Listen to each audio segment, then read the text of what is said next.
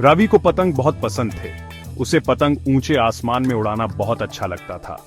उसे उनके चटकीले रंग बहुत पसंद थे। लाल, नीला, हरा और पीला, रवि को सारे रंग पसंद थे। रवि का सबसे पसंदीदा समय पतंगबाजी का मौसम था।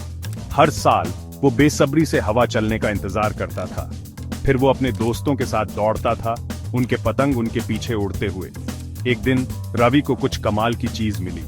वो अपने दादाजी की पुरानी अलमारी में देख रहा था। शेल्फ के पीछे एक लकड़ी का डिब्बा था। रवि ने उसे खोला। अंदर सबसे सुंदर पतंग थी जो उसने कभी देखी थी। वह लाल रेशम से बनी थी और उस पर सोने के डिजाइन थे। पतंग फुसफुसाती हुई लगी, मुझे उड़ाओ।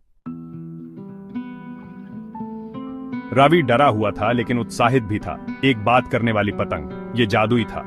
वो ध्यान से पतंग को बाहर ले गया। हवा उसके चारों ओर नाचती हुई लगी, जैसे उसे पतंग उड़ाने के लिए कह रही हो। रवि ने पतंग की डोर पकड़ी और दौड़ा। अचानक पतंग ने उसे ऊपर खींच लिया।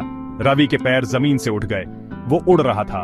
ऊपर ऊपर ऊपर वे गए, रवि और जादुई पतंग। रवि ने डोर को कसकर पकड़ा हुआ था। उसका दिल तेजी से धड़क रहा था। नीचे की दुनिया छोटी होती जा रही थी। वे फूले हुए सफेद बादलों से होकर उड़े। हवा ठंडी और ताजी थी। रवि को लगा जैसे वो आसमान को छू सकता है। जल्द ही वे बादलों के ऊपर थे।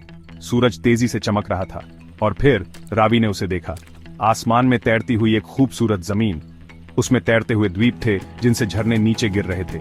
पतंग उसे वहां ले जा रही थी। पतंग ने धीरे से रवि को एक मुलायम हरे भरे मैदान पर उतारा। रवि ने हैरानी से चारों ओर देखा। सब कुछ बहुत रंगीन और चमकदार था। रवि ने अजीब और अद्भुत जीव देखे। पंखों वाली फूली हुई भेड़ें घास के मैदानों में चर रही थीं।